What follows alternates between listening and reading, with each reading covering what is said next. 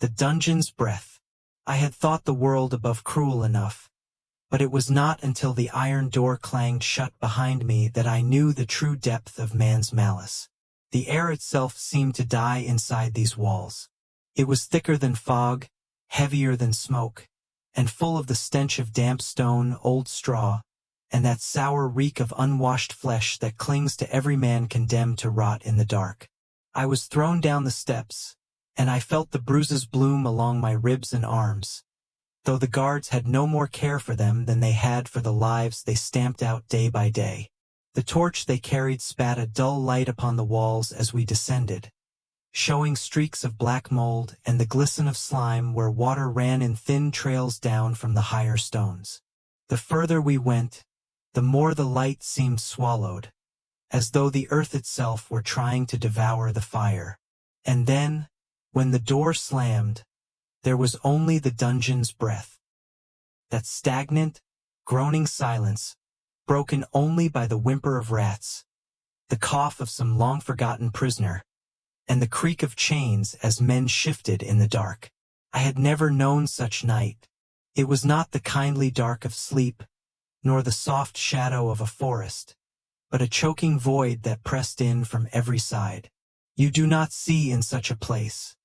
You feel your eyes strain against nothing until they ache. At first I thought it was blindness. In time I learned to tell the shapes. The darker bulk of the walls, the dim paleness of straw, the faint outline of faces when the high grates let in the thinnest sliver of day. There were many of us in that pit, though no man spoke much at first. We were strangers bound by misery, and each seemed to fear that speaking aloud would summon the jailer with whip or cudgel. It was only after long hours, or perhaps days, for time slipped away like water in such a place, that I began to hear the voices, whispered prayers, ragged weeping, the mutter of men who had been broken so long that their tongues wandered without their minds. The dungeon had its own language. The chains groaned like beasts in their sleep. The dripping water counted out a slow and endless measure. Somewhere beyond the wall, unseen wheels or pulleys turned with a grinding moan, feeding the castle above. And beneath it all, the rats squealed and fought, sometimes upon the floor, sometimes upon the bodies of those too weak to drive them away. I learned soon enough that food was not given but thrown. A crust of bread, hard as wood, flung through the bars. Sometimes a pitcher of water followed, though more often it spilled into the straw and was licked from the filth by desperate tongues. We fought for those scraps as wolves fight for bones, though each victory was bitter, for it reminded us that we had been reduced to less than beasts. The cold was another torment. It came not in gusts, for there was no wind, but seeped slowly from the stones, creeping into marrow and freezing the very breath in our lungs. Some pressed themselves against one another for warmth, though others shrank away, preferring the solitude of misery to the comfort of flesh. And always the jailers came, not to tend us, nor to offer a word of pity, but to take what strength remained. They would drag men out, sometimes for questioning, sometimes for punishment, sometimes only for sport. The screams that followed were not the cries of men but of things unmade, of spirits cracked upon the wheel of cruelty. I saw one man returned with his hands crushed into ruin, another whose feet had been burned black. Some did not return at all, and for them the silence was mercy. The worst was the oubliette, the forgotten place, as they called it. I heard of it only in whispers at first, from lips too weak to form the word. It was a shaft cut into the stone, narrow and deep, with no ladder, no step, no rope. A man lowered into it was given nothing, no light, no food, no water. He was left to vanish from the world, his body to rot unseen, his voice to be swallowed by the earth. We feared the oubliette more than death, for at least death had an ending. But the dungeon had ways of stealing hope even from those who clung to life. There was no sunrise, no bell to mark the hours. The mind unraveled without the rhythm of day. I dreamed while waking, and woke while dreaming until both were the same. The walls seemed to pulse, the chains to whisper, the straw to writhe like worms. Some men spoke to angels, others to demons. Some clawed at the stones until their fingers bled, seeking a way out where none was. I will not lie. I too wept, I too begged. I promised to confess, to repent, to betray. I would have sold my soul for a breath of free air.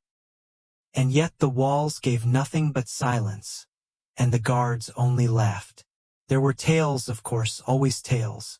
One man swore he had seen a prisoner escape through the sewer, crawling through the filth until he found the river. Another spoke of a tunnel dug with spoons, leading to freedom. But we all knew the truth. The dungeon was not made to be escaped. It was a grave dug deep into the bowels of the castle, and we were already buried. Still, I clung to the small things. A ray of light through the grate. A mouse that nibbled at my crust of bread and shared my company. A word of comfort from the man chained beside me, who whispered prayers into the night until his voice failed. And then there were the sounds above. At times, faintly, we heard the bells of the chapel, the tramp of soldiers on the stones, the laughter of lords and ladies feasting in the hall. It was as though another world floated above us, bright and alive, while we rotted unseen below. That, perhaps, was the deepest cruelty of all. That life went on without us, that joy was sung over our graves. Yet I tell you this, the dungeon did not kill hope all at once. It stripped it away layer by layer, like a man flaying skin from flesh.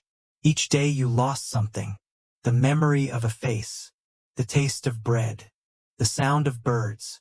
In the end, you were nothing but a hollow shell, waiting for the last breath to slip away.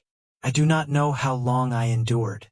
Days, weeks, months, the dungeon devours time as it devours men. But I remember the night I first dreamed of escape. Not with spoons or sewers or prayers, but with fire. I dreamed the torches blazed so bright that the walls split, the chains melted, and the guards burned to ash. I woke with the taste of smoke in my mouth and the warmth of it on my skin. I clung to that dream as a drowning man clings to driftwood. It did not save me, but it kept me alive. And in that pit of misery, life itself was rebellion. The days, if they were days at all, passed like dripping water. Each drop fell into the pit of my mind, hollowing it out. At times I feared that my thoughts would vanish entirely, leaving only the body to rot where it lay. Yet, amid the despair, I began to watch, to listen, to cling to whatever sense I had left. For though the dungeon was meant to break us, it also revealed the hidden corners of men's souls. There was a man chained not far from me, one they called Osric the Smith. His body was broad, though wasted by hunger, his hands scarred with the marks of iron and fire. He had been here longer than most, and he spoke little, yet when he did, his words carried weight. He told me once, in a voice like gravel, that he had forged the very shackles that bound him. He had worked in the castle's own forge, hammering iron for the Lord above, until some quarrel or treachery or imagined slight cast him down into the pit he had supplied. There was bitterness in him, yes, but also a strange calm, as if he had already accepted that the stones which heard his hammer would also hear his last breath. Beside him lay a boy no more than 16, whose name I never learned. His eyes were wide and white in the dark, like those of a frightened animal. He clutched at me sometimes, muttering of his mother, of the fields where he had once run barefoot, of the stream where he had caught fish with his hands. I held him when he shook, though my own strength was little more than bone wrapped in skin. It seemed cruel that such a child should share our fate. Yet the dungeon was no respecter of age or innocence. And then there was the priest. At least, he had once been a priest, though the others cursed him when he tried to preach. His voice was thin, trembling, but in the silence it carried. He prayed aloud for mercy, for salvation, for light. Some listened, desperate for a shred of hope. Others spat at him, blaming him for the God who had abandoned us to the rats and the damp. The jailers mocked him most of all, dragging him forth to demand confessions, to twist his sermons into fuel for their jeers. But he endured. That was his strength. He endured. I tell you these names, or rather these shadows of names, because in such a place, men vanish if they are not spoken of. Already their faces blur in my mind. The dungeon swallows memory as surely as it swallows time. What I remember most clearly are the punishments. Not those inflicted in the open, though they were cruel enough. The lash, the branding iron, the rack that pulled limbs until joints cracked like branches in frost. No, it was the subtler torments that hollowed us. There was a chamber they called the Little Ease. I saw it only once, when they dragged me past its door. It was a cell so small, so crooked, that a man could neither stand, nor lie, nor sit. Bent and twisted, the body would ache until the mind screamed. A man could survive days in such a place, but when he emerged, he was broken, his spirit bent as surely as his spine. Worse still was the thirst. Sometimes the guards withheld water, not for a day, but for 3 or 4. The tongue would swell, the lips crack, the throat close upon itself like dry parchment. Men licked the walls for moisture. Some drank their own urine. I watched one prisoner kill another for a spilled cup, his hands around the throat until both were choking in the straw. The jailers laughed, for it spared them the trouble of feeding 2 mouths. And then there was the oubliette. I cannot write of it without shuddering, even now. One night, if it was night, they came for the boy. He clung to me, but their iron grips tore him away. His screams echoed down the corridor until they were swallowed by the earth. We never saw him again. Some say he lived for days, perhaps weeks, crying out in the shaft where no ear could hear. Others say death came swiftly. I prayed it was so. For even in that place, even among the damned, there are torments too cruel to wish upon any soul. I began to mark the passing of time in my own way. Not by the sun, which never reached us, nor by the bells, which sometimes rang faintly above. No, I counted the screams. Each time a prisoner was dragged away and brought back broken, or not brought back at all, I carved a mark in my mind. The stone would not take it, for I had no knife, but I etched them into memory as if upon a wall. Soon the wall was long, and I knew I had been there far longer than I had dreamed possible. It is strange what a man becomes in such a place. Hunger makes you cunning. Thirst makes you savage. Darkness makes you dream. I began to see shapes that were not there, faces in the stone, eyes gleaming in the cracks. Once I swore I heard singing. A woman's voice, soft and sweet, drifting through the wall. I pressed my ear against the damp stone and wept, for it sounded like my mother. Perhaps it was only the wind in the chimneys above. Perhaps it was madness. But for a moment, it was a balm to my soul. And yet, amid the horror, there were sparks of defiance. Osric the smith, with his scarred hands, whispered to me of revenge. He dreamed of fire and iron, of breaking chains with the very tools he once forged. The priest, though mocked, continued his prayers, and sometimes they brought comfort, though more often they were drowned in curses. Even the rats, bold and unafraid, seemed to mock the jailers by surviving where men wasted away. We took strength where we could, even from vermin. One night, the guards brought down a new prisoner. He was tall, broad-shouldered, and though he stumbled, there was a fire in his eyes unlike any I had seen before. He bore the marks of a nobleman, not in fine clothes, for they had been stripped, but in his bearing, in the way he cursed the guards with words sharp as blades. They chained him near me, and in the dim light I saw the bruises on his face, the blood upon his lip. He did not weep, nor pray, nor beg. He sat in silence for a long time, and then, when the guards had gone, he whispered to me, "This place shall not hold me." I laughed, though it came out as a croak. None escaped. None even dreamed of it, save in madness. Yet his words stirred something in me, something I thought long dead. I asked him who he was, though names mattered little here. He told me, and though I will not repeat it, for fear that memory itself may bring the jailers back, I knew then that he was no common man. He had enemies above, and that was why he had been cast below. In the days that followed, he spoke little, but when he did, his words were like sparks in the straw. He told of the world above, of skies so wide they swallowed the horizon, of feasts where the tables groaned with meat, of hunts through fields alive with deer. He spoke not to boast, but to remind us that such a world still existed. And when he said again, "This place shall not hold me," I began, against all reason, to believe him. It was then that I remembered the dream of fire. The nobleman's presence spread through the dungeon like a hidden fire. At first, we only felt the warmth of it, faint and doubtful, but as the days dragged on, it began to lick at the edges of despair. Men who had ceased to speak now asked him questions. The priest, who prayed into silence, now prayed louder, as if the newcomer might be the answer to his calls. Even Osric the smith, hardened and scarred, leaned close to listen when the nobleman spoke. And yet, the dungeon did not forgive hope. It crushed it wherever it bloomed.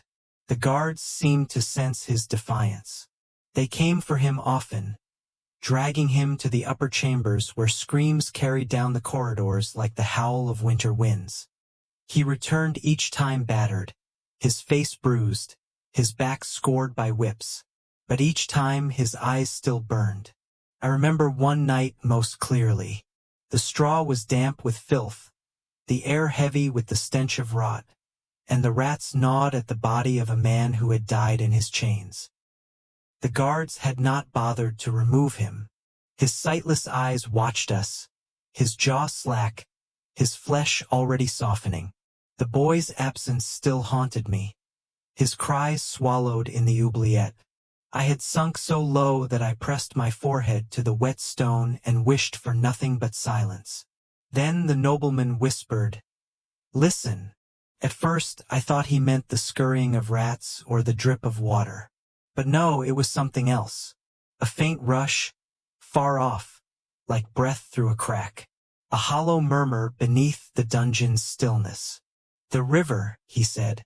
"It runs beneath these walls." I told him he was mad. The dungeon had no river, only stone and damp and death. But he swore he had heard it before, when they dragged him blindfolded through the corridors.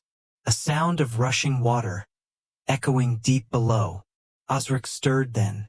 "A forge needs water," he rasped, "to cool the steel. I heard it once when I was still their smith. A channel cut through the stone. A stream beneath the castle." The nobleman's eyes gleamed in the dark. "Then there is a way." We said nothing more that night, for fear the guards might hear. But in our silence, a seed had been planted. From that moment, I began to watch the dungeon more closely. I counted the steps the guards took, the way their keys jingled, the doors they unlocked and locked. I listened to the drip of water, to the currents of air that moved ever so faintly through the cracks. I felt with my hands the grooves in the stone, the mortar that crumbled at a touch. It was folly, I knew. No man had ever escaped. The walls were thick, the guards merciless, the oubliette ever waiting. Yet madness had already taken root in me long ago, and this was a sweeter madness than despair. The nobleman spoke to us in hushed tones, when the guards were gone.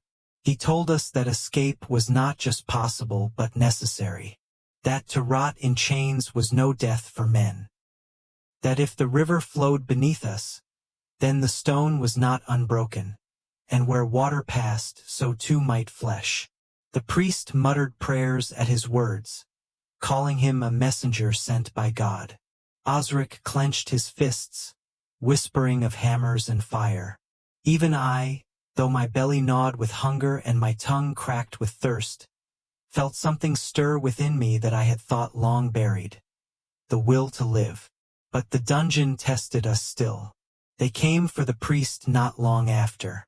We heard his cries echo down the corridor, his prayers twisted into screams. When they returned him, he was silent. His eyes stared at nothing, his lips moved without sound. His faith had been beaten into madness. The nobleman knelt beside him, whispering words of comfort. But the priest only mouthed silent hymns, his body rocking like a child's cradle. He never spoke again. Days later, he was dead, his lips still moving, as if praying even into death. We buried him in the straw, covering his body with filth to hide it from the rats. The guards did not notice or did not care. Perhaps to them one corpse was the same as another, and so the dungeon reminded us. It could snatch away any soul, no matter how strong their faith. Still, the nobleman did not bend. He began to test the chains little by little. He pressed against the bolts that held them, feeling for weakness. He taught us to cough when he pulled, to cover the rattle of iron with our hacking lungs. The guards mocked us for it, thinking the filth was choking us, which was true enough. They did not guess we hid another sickness entirely, the sickness of hope. Osric, with his smith's hands, taught him where the iron might give, how the pins might be loosened. I pressed my ear to the wall, listening for the water he swore ran beyond. And slowly, too slowly, a plan began to form in the shadows. But the dungeon was jealous of its captives. It demanded sacrifices. One night they took Osric. He did not return. We heard only the sound of the rack, the creak of wood as limbs were stretched. His cries rose and fell until they broke, and then there was silence. The guards dragged his body back, but it was no longer the smith. His arms hung loose, his joints twisted, his eyes empty. He lived still, if such a thing could be called living, but he never spoke again. The nobleman closed his eyes, bowing his head, but his jaw clenched like iron. It was then I realized, hope was as dangerous as despair. For hope made the jailers crueler, as if they scented it like blood in the water.